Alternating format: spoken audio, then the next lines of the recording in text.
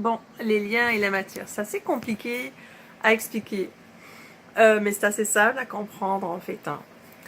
Ça vous arrive souvent en fait pendant la journée, vous actionnez tous vos sens, vous écoutez fort, vous êtes fort attentif à tout ce que vous faites en général, la majorité du temps, vous essayez tout au moins.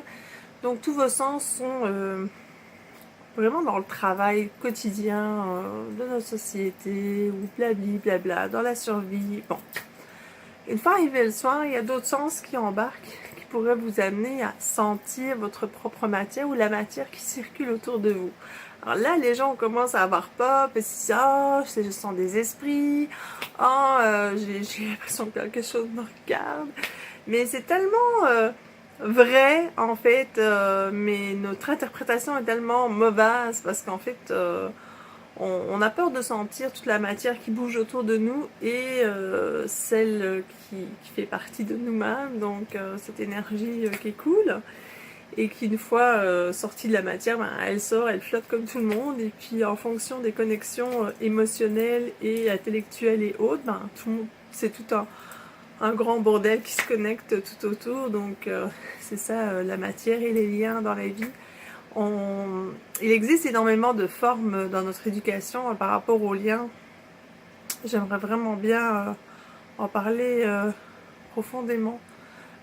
C'est des liens, oui, d'amitié, de courtoisie, des liens d'appréciation entre les gens, savoir se parler correctement, savoir communiquer d'une façon sympathique aussi. Trouver une façon, même si la personne nous agace un petit peu, de se dire, ben, si elle nous agace, ça vient de nous peut-être, est-ce qu'on est vraiment bien avec nous-mêmes? Le vrai avec nous-mêmes, je vous le dis, zéro pour la majorité des gens sur la Terre. D'accord? Maintenant, j'en suis sûre et certain que nous n'arrivons pas à être pleinement entiers dans tout ce que nous faisons et dans nos liens. Mais heureusement, ben, tout est fait dans la nature pour que les choses deviennent comme ça, en fait. De se sentir et puis de s'améliorer les uns avec les autres.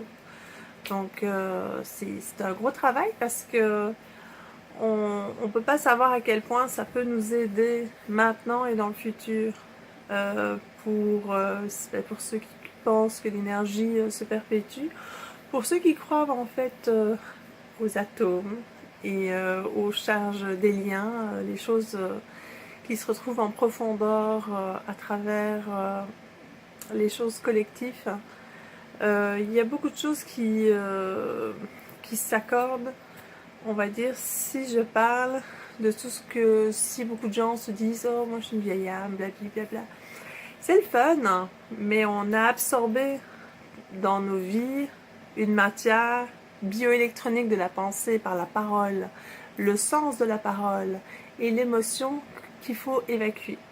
Et en même temps, il y en a d'autres qui ont absorbé, donc des jeunes âmes, qui ont absorbé ce genre de charge électronique des consciences qui n'est pas spécialement bon, et puis qu'eux-mêmes prennent en considération, oui, les époques ont changé, la perception doit être beaucoup plus grande, beaucoup plus libre. En fait, le tout, c'est de faire libérer et circuler au maximum.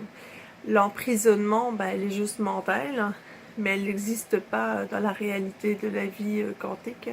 Elle est perpétuellement en mouvement et elle bouge d'une rapidité incroyable, comme la majorité des connexions que nous faisons en quelques secondes neurologiquement. Donc, en gros, c'est un peu ça, les liens et la matière. Pour ce soir, ça va être assez, non?